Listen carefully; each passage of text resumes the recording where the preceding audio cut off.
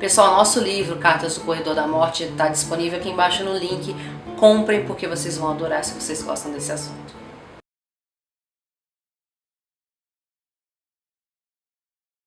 Ele nasceu em 27 de agosto de 1964, num lar abusivo e violento. Ela nasceu em 4 de maio de 1970, numa boa família no Canadá. Quando ele descobriu aos 16 anos que era filho do amante da mãe, passou a odiá-la. Ela sonhava em se casar com um homem rico, e quando conheceu um namorado, controlador e sádico, ficou perdidamente apaixonada. O quão destrutiva pode ser uma paixão.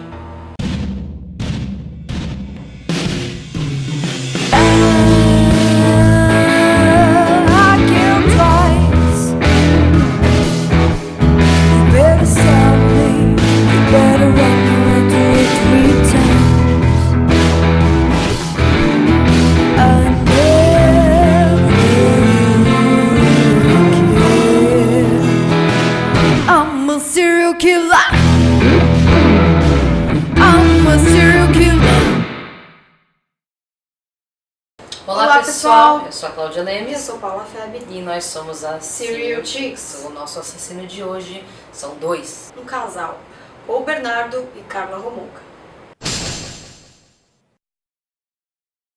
É um caso que eu lembro que a primeira vez que eu li, eu tive que parar a leitura várias vezes, porque não estava dando para digerir aquilo, né? Principalmente a parte da Carla, né? O quanto que ela foi capaz de fazer com outras mulheres. Na verdade, para falar sobre o Paul Bernardo, a gente tem que falar da infância dele, né? Ele tinha um pai abusivo, extremamente abusivo, violento, que batia muito nele, batia muito nos irmãos mais velhos dele. E assim, ele descobriu, depois de alguns anos, que ele era filho ilegítimo do pai. O que fez com que ele começasse a tratar a mãe também como se fosse uma vagabunda. Sim. E a partir do momento que ele começou a enxergar a mãe dessa forma, acredito que ele achou que justificava o abuso do pai. Ah, porque ele tem razão, já que ela fez isso com ele, então ele estava certo em abusar da mãe desse jeito. Eu li que ele odiava o pai, mas isso não exclui essa possibilidade, claro, também. Então. E ele começou também a andar com caras mais machões, começou a andar com mais influências, digamos assim. E é lógico que isso não deve ter melhorado a condição psicológica dele.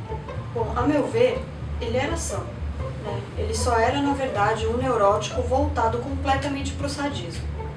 E assim, dentro da teoria do Freud, a fantasia não pode ser curada porque ela não é um sintoma.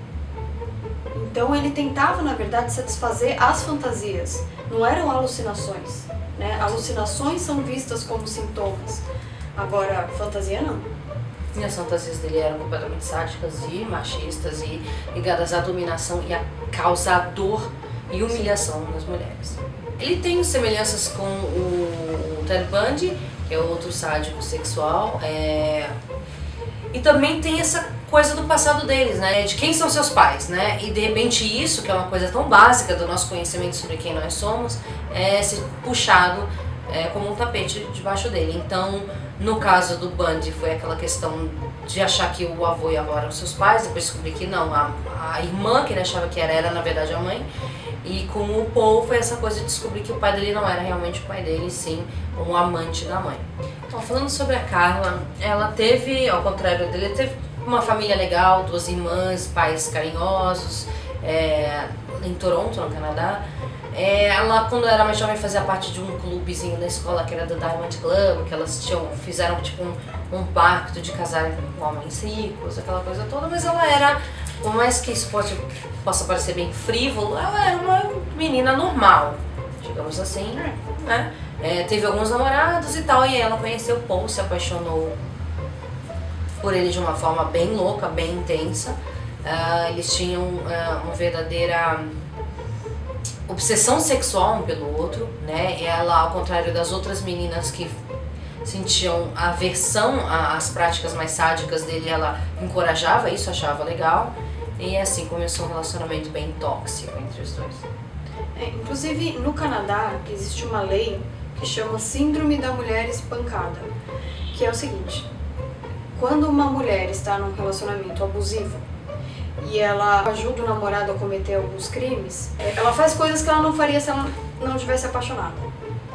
Isso diminui a pena, só que assim, a grande questão da Carla é que houveram fitas, né, inclusive, que eles dois filmaram do que eles fizeram com as vítimas, e ela parecia se divertir muito durante as torturas. Sim, não é o caso daquela mulher que tá fazendo aquilo porque ela é meio obrigada em determinado grau ou não, porque ela não tinha aversão àquilo. Ela parece estar, na verdade, sexualmente muito engajada naquelas práticas. Ela filmava o Paul estuprando outras mulheres.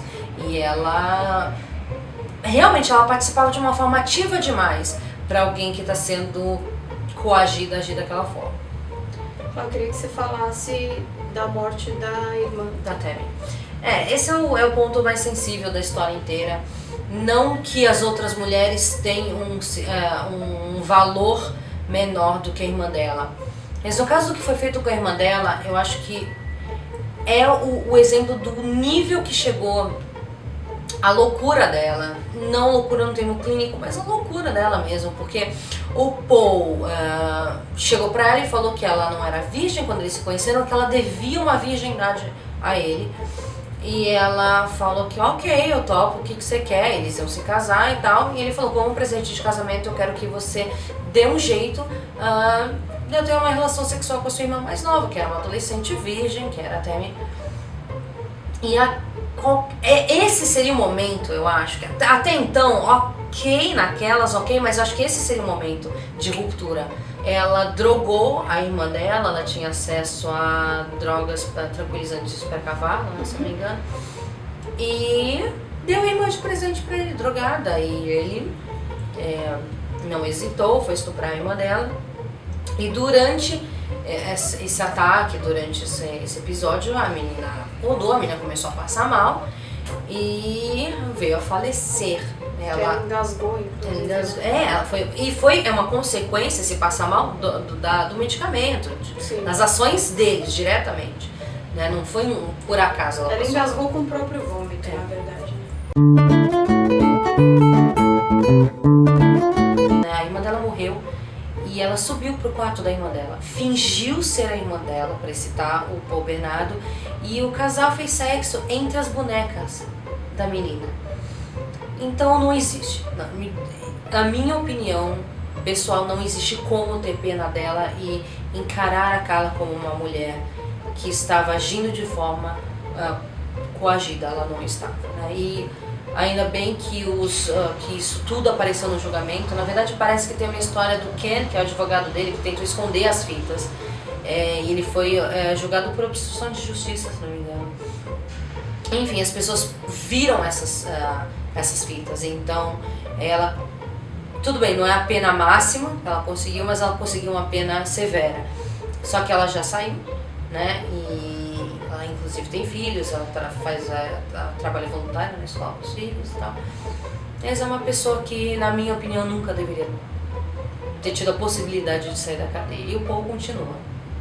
Eu acho que, na verdade, talvez ela tenha saído porque a justiça tenha entendido que ela não vai voltar a matar. Eu realmente acho que não vai. Eu acho que não. Mas... eu acho que sem ele, talvez ela nunca teria matado. Sim, mas é uma pessoa que, sem dúvida, precisa de um tratamento psiquiátrico ainda.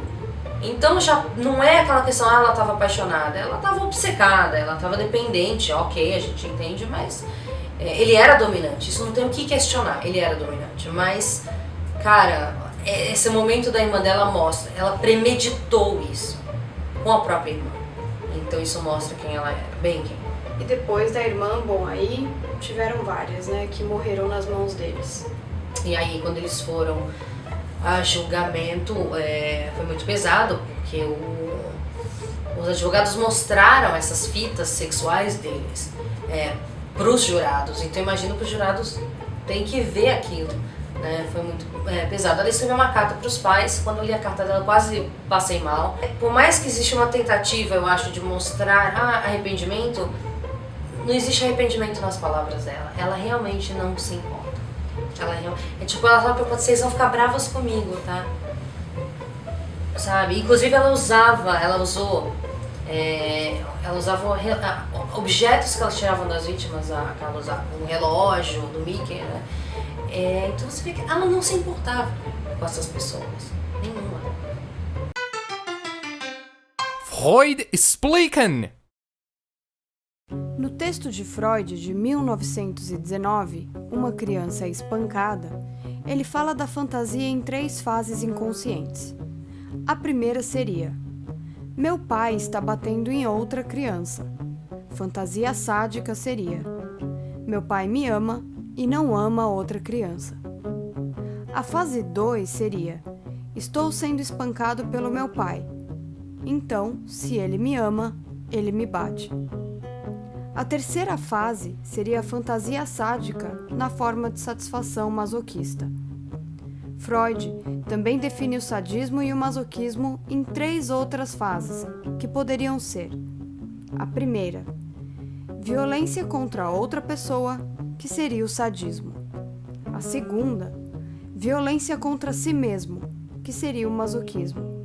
E a terceira fase, violência contra outra pessoa novamente. Para Freud, portanto, todos estes desejos fazem parte de uma mesma pulsão, que teria como meta o prazer.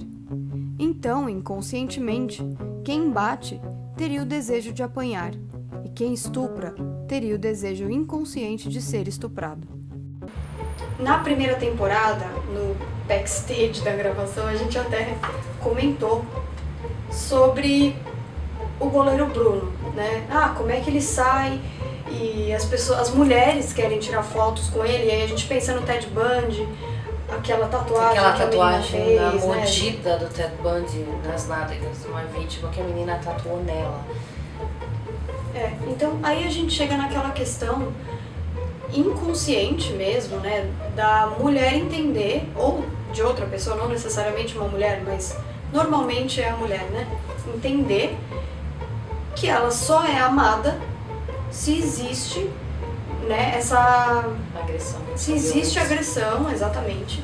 E aí a gente entra nessa fase 2, né, da criança espancada, do texto do Freud. E enfim, eu tenho muitos exemplos de família e amigas que ficam e eu brigo muito, eu briguei recentemente com uma amiga porque ela tá no relacionamento onde o marido dela bate nos filhos e bate nela e ela sustenta esse cara. Então eu fico, meu Deus, porque se é um caso onde a mulher não tem pra onde correr, porque, cara, ela quer dar uma vida melhor para aquelas crianças, as mães fazem isso, né? Às vezes é difícil uma pessoa que não é mãe entender. Não, mas ela não quer trabalhar, não é necessariamente isso, mas a mãe, ela consegue medir o impacto na vida dos filhos. As pessoas ficam revoltadas, mas ela gosta, e não, ela não gosta. A pessoa realmente ela vira refém daquilo porque a agressão acontece em ciclos. É uma coisa assim, ele bate, depois ele, meu Deus, começa com o discurso, eu te amo. Tem a lua de mel, que a gente chama de lua de mel, né? Exatamente. Que é, não, eu não vou fazer isso de novo. Eu te amo. E tem aquela coisa também que é um pouco imposta pela sociedade, aquela coisa de não desista do seu amor, uma mulher de verdade cura um homem. Então, assim, são muitos elementos, é um elemento cultural, um elemento psíquico, é tudo isso que contribui para aquela mulher ficar lá e viver aquele ciclo várias e várias e várias vezes. E desculpa, gente, mas nós como escritoras precisamos falar de 50 tons de cinza. Precisamos. Né? Porque, assim, na verdade, é uma romantização de um abuso. Retrata antes de mais nada, uma menina extremamente vulnerável, que não tem conhecimento sobre nenhuma prática sexual. Sai daquela prática sexual e vai pra vida. Ele controla o que ela veste, o que ela come, as amizades dela, ele não quer isso, ele controla a vida inteira dessa menina. Então é sim um relacionamento abusivo por definição do que é um relacionamento abusivo. Eu quero citar algumas coisas, inclusive, que aconteceram no relacionamento da Carla e do Paul. O Paul Bernardo chegou a culpar a Carla por não saber o fluxo do rio no qual haviam jogado o corpo da primeira vítima.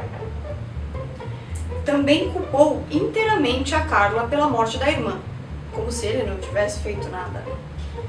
Ou seja, o abuso psicológico também era enorme. Isso é muito comum com relacionamento abusivo, né? O dominante, quase sempre, ó, tratar a mulher como uma idiota, como uma pessoa que não faz nada direito, e aí ela se sente naquela coisa de querer agradar o tempo todo. Eu acho que quando você tá perto ou você tá numa situação dessas, a gente tem que entender que o abusador não é abusador o tempo inteiro. Então, na cabeça de uma pessoa que confia, que está num relacionamento e que acredita em alguém, essa mesma pessoa abusar, eu acho que cruza um pouco, cruza a linha aí de, não, mas peraí, ele foi legal aquele dia, mas ele foi terrível aquele outro. Não, ele não vai fazer de novo. E aí tem outra coisa que eu acho muito importante dizer, que é a seguinte: mulheres, principalmente mulheres esclarecidas, inteligentes, o que quer que seja, essas mulheres acham que elas estão salvando alguém, que elas estão fazendo um favor em ficar lá. Né? Sendo fortes. Né? Outras mulheres abandonaram esse cara, mas eu não vou, eu vou ficar. Não, e ele, coitado, ele tem um problema e ele precisa ser ajudado. Eu já ouvi esse discurso da boca de uma amiga também. Não, mas eu não posso abandoná-lo num momento tão frágil. Então, e os seus filhos, e você? E assim, o momento frágil do cara é bater nela. Né? Então, assim, gente, talvez a gente, nesse episódio, a gente tenha saído um pouquinho do assunto simplesmente de falar sobre os casos dos serial killers, mas assim, a gente precisa falar disso, né? A gente precisa falar sobre abuso. Um cara ejaculou no pescoço de uma menina na Avenida Paulista, aí ele foi liberado e ele fez isso de novo. E ele vai fazer isso pra sempre, até que alguém olhe esse histórico e fale, essa pessoa é um perigo, ela precisa ser encaminhada pro lugar certo. Se ele é louco ou não, a gente não diagnosticou esse cara, a gente não tem como fazer isso. Sim. Então a gente não pode falar que ele é louco ou não, que ele tem problema ou não. A gente pode dizer, com certeza ele precisa de um acompanhamento psiquiátrico. Exatamente. Outra coisa interessante de dizer é que um sádico sexual, ele segue sempre 5 passos. Então, sei lá, se você conhecer alguém assim na sua vida, talvez você tenha que repensar essa relação, tá?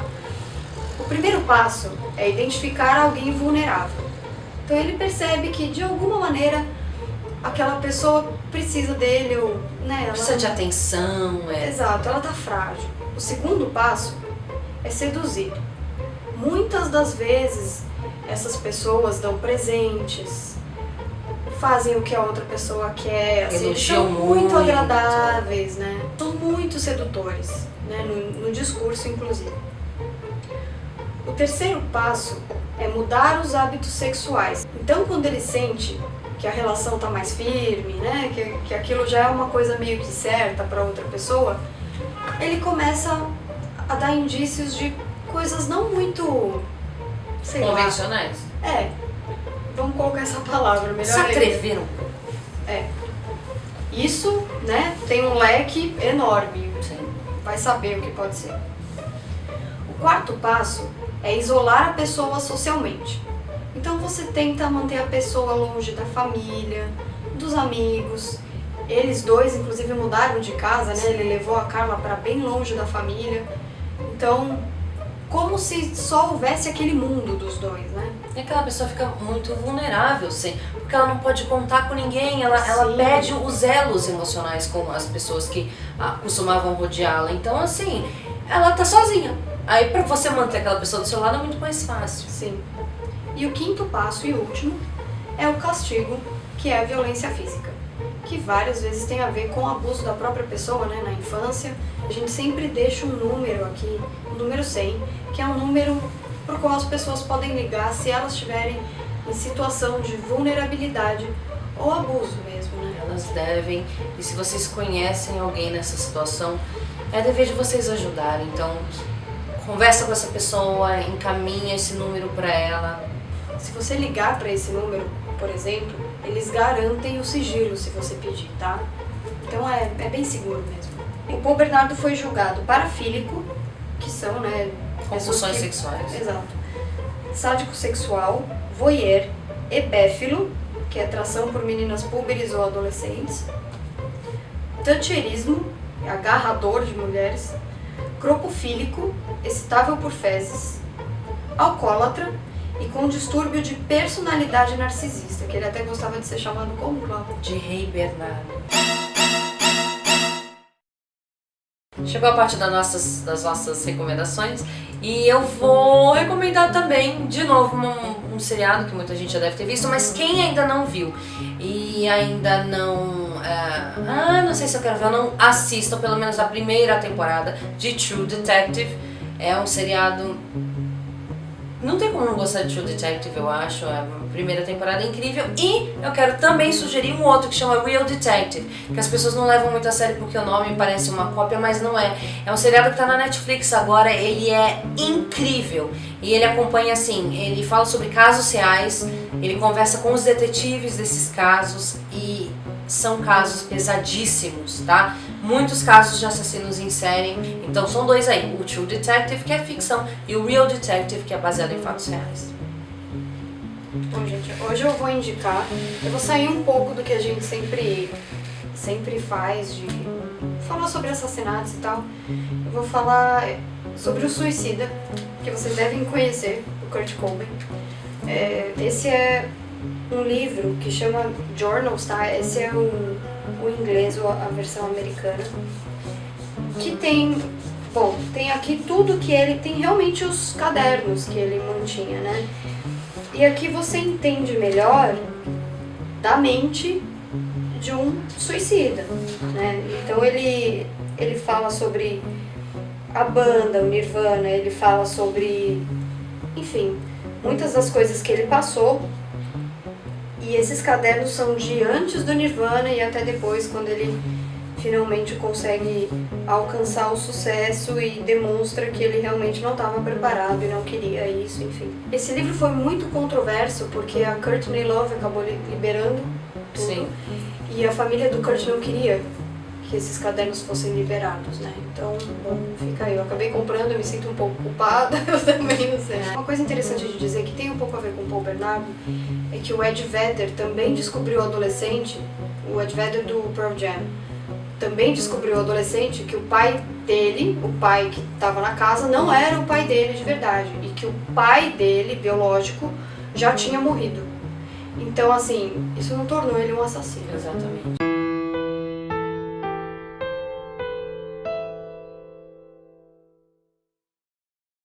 Em seu julgamento, Karla Homolka foi condenada apenas por homicídio culposo, devido ao acordo que conseguiu por colaborar com a solução do caso.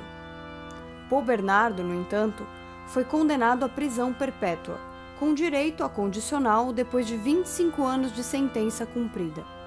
Mesmo assim, hoje, ele vive uma vida confortável na cadeia, onde trabalha na biblioteca e possui muitas regalias. Eu sei! A minha é pior. Eu vou mandar um beijo no Bloopers. Bloopers! Vamos lá. Eu sou o Woody Allen. Estou pra mulher. Passou o Woody Allen. O Woody Allen passando. Já foi, vai. Peraí, deixa eu passar o Woody Allen.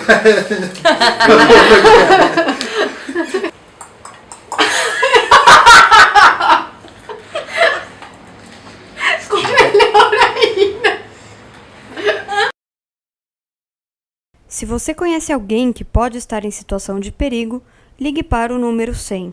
No Brasil inteiro, este número corresponde à Secretaria de Direitos Humanos e funciona 24 horas por dia, 7 dias por semana, por meio de descagem direta e gratuita.